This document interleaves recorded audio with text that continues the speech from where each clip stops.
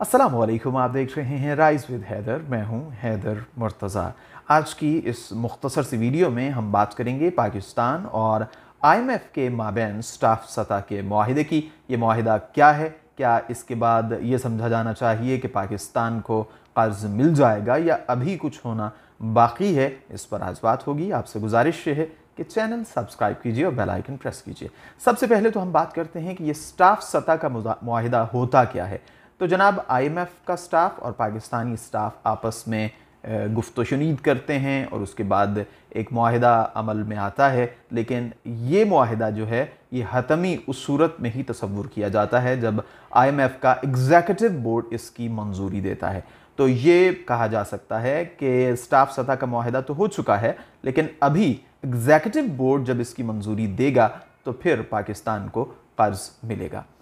तो पाकिस्तान में जो स्टाफ आईएमएफ का मौजूद था उसकी नुमाइंदगी कर रहे थे नितिन पोर्टर, और आईएमएफ की वेबसाइट के मुताबिक उन्होंने जो स्टेटमेंट, जो बयान दिया वो वहाँ पर वेबसाइट पर मौजूद है। और ये कहा गया कि अब पाकिस्तान और आईएमएफ के माबैन स्टाफ सतह का मुआहिदा हो चुका है। तो एक बात तो बड़ी वाज़ेह हो गई कि अभी एग्जीक्यूटिव बोर्ड की मंजूरी बाकी है, लेकिन तवक्को यही है कि अब पाकिस्तान को ये कर्ज मिल जाएगा। कितना कर्ज मिलेगा? तो जनाब, 1.17 अरब डॉलर की किस्त पाकिस्तान को अब मिल जाएगी एग्जीक्यूटिव बोर्ड की मंजूरी के बाद। अच्छा, ये जो स्टेटमेंट जारी की गई है इसमें एक तो इस बात का जिक्र किया गया है कि पाकिस्तान को जो 7वां और 8वां रिव्यू था उसको इकट्ठा किया गया, और पाकिस्तान को पहले ये कहा जा रहा था कि 1 अरब डॉलर मिलेगा, फिर 1.17 अरब डॉलर अब ये किस्त पाकिस्तान को मिलने जा रही है। इसके साथ साथ जो मालियाती पॉलिसीज़ हैं उनके इत्तलाक़ और मुख्तलिफ़ वजूहात की बिना पर आईएमएफ ने इस प्रोग्राम को 2023 जून के आखिर तक तौसी दे दी है। और इसके साथ साथ इसकी जो रकम थी जो पीटीआई की हुकूमत के साथ तय की गई थी वो 6 अरब डॉलर थी, तो अब इसे 7 अरब डॉलर कर दिया गया है।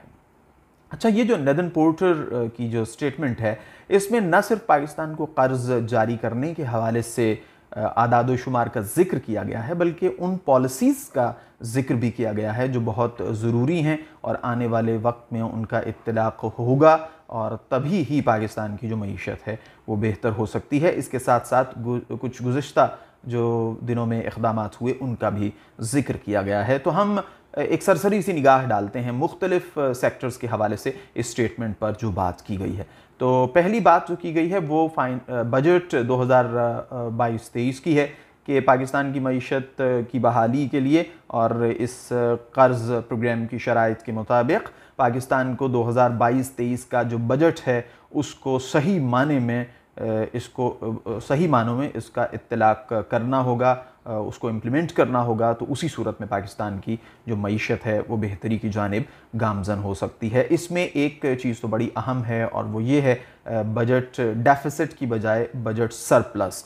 और इस पर आईएमएफ की स्टेटमेंट में ये कहा गया है कि जो सूबाई हुकूमतें हैं उन्होंने भी जो विफाक है उसके साथ इकोनॉमिक स्टेबिलिटी के लिए एक MOU साइन किया है, और अगर ये हदफ हासिल हो जाता है तो फिर पाकिस्तान की मईशत जो है वो बेहतरी की जानिब गामज़न हो सकती है। इसके साथ साथ पावर सेक्टर, तवानाई के शोबे की बात की गई है कि तवानाई के शोबे में जो बढ़ता हुआ गर्दशी कर्ज़ है वो एक बहुत बड़ा मसला है पाकिस्तान के लिए। उसमें कमी के लिए और उसको कंट्रोल करने के लिए, उसको काबू में लाने के लिए जो पाकिस्तानी हुक्काम हैं वो इस बात पर मुत्तफ़िक़ हुए हैं कि वक्त पर जो टैरिफ है, जो बिजली की कीमतें हैं उनका तयन कर लिया जाएगा, और दीगर कुछ इस्लाहात हैं जिनके ज़रिए से पावर सेक्टर, शोबा तवानाई के जो गर्दशी कर्जा जात हैं उनके हवाले से भी इस्लाहात होंगी।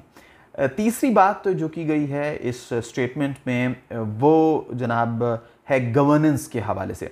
जो पाकिस्तान में गवर्नेंस और करप्शन से मुताल्लिक़, बदउनवानी से मुताल्लिक़ जो कवानीन हैं और जो इदारे हैं उन पर यह कहा गया है कि पाकिस्तान के हुक्काम जो हैं, एक तो जो असासे ज़ाहिर करने का और असासे शाये करने का जो एक इलेक्ट्रॉनिक तरीक़ा है वो मुरतब करने जा रहे हैं, और इसके साथ साथ जो पाकिस्तान में करप्शन को कंट्रोल करने वाले और करप्शन के मामलात को देखने वाले इदारे हैं जैसे नैब हैं, तो उनमें भी इस्लाहात के लिए नज़रसानी जो पाकिस्तानी हुक्काम हैं वो करेंगे। तो ये भी इस स्टेटमेंट में इसका भी ज़िक्र किया गया है। इसके साथ साथ पाकिस्तान में जो गुर्बत का ख़ात्मा है उसके लिए इक़दामात का ज़िक्र किया गया है। इसमें कफ़ालत प्रोग्राम का ज़िक्र है, इसमें बेनज़ीर इनकम सपोर्ट्स प्रोग्राम का ज़िक्र है, और इसके साथ साथ जो हालिया दिनों में जो बात हुई है सस्ता पेट्रोल देने की, उसका भी जिक्र किया गया है कि हुकूमत ऐसे इक़दामात करेगी जिससे जो गरीब तबका है, जो लो इनकम तबका है, उसको फ़ायदा पहुंच सके और इसके साथ साथ मईशत जो है वो भी बेहतरी की जानिब गामज़न हो सके। इसी स्टेटमेंट में कुछ ज़िक्र किया गया है पाकिस्तान के जो मालियाती खसारा है और जो पाकिस्तान के ज़र मुबादला के ज़ख़ायर गिर रहे हैं। यानी आप ये देखें कि पाकिस्तान ने IMF को राम करने के लिए बहुत इक़दामात किए हैं, बहुत इंतज़ार किया है, यहाँ तक कि राना सनाउल्लाह साहब ने यह भी कह दिया कि हमें नाक से लकीरें निकालना पड़ रही हैं।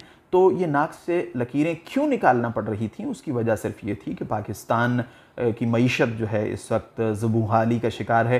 पाकिस्तान के जो ज़र मुबादला के ज़ख़ायर हैं वो कम होते चले जा रहे हैं, और बिज़नेस रिकॉर्डर के मुताबिक गुज़िश्ता जो महीना था उसके आखिरी हफ्ते में पाकिस्तान के पास जो दरामदी बिल है उसकी अदायगी की जो कैपेसिटी है वो सिर्फ़ और सिर्फ 2 माह से भी कम रह गई है, जो वाकई एक तशवीश तलब बात है। तो अब जनाब स्टाफ सतह का जो मुआहिदा था वो पाकिस्तान और IMF के माबैन हो गया है। वज़ीर ख़जाना ने भी इसमें एक मुबारकबादी ट्वीट किया है और वज़ीर आज़म साहब ने भी मुबारकबादी ट्वीट किया है। गो कि एक वक्त ऐसा था कि जब यही अपोजिशन जमातें IMF के साथ मुआहिदे के बाद इसे मुल्क दुश्मनी गर्दानती थीं, और इसके साथ साथ PT IMF की एक इस्तिलाह भी उन्होंने मुतारिफ़ कराई थी।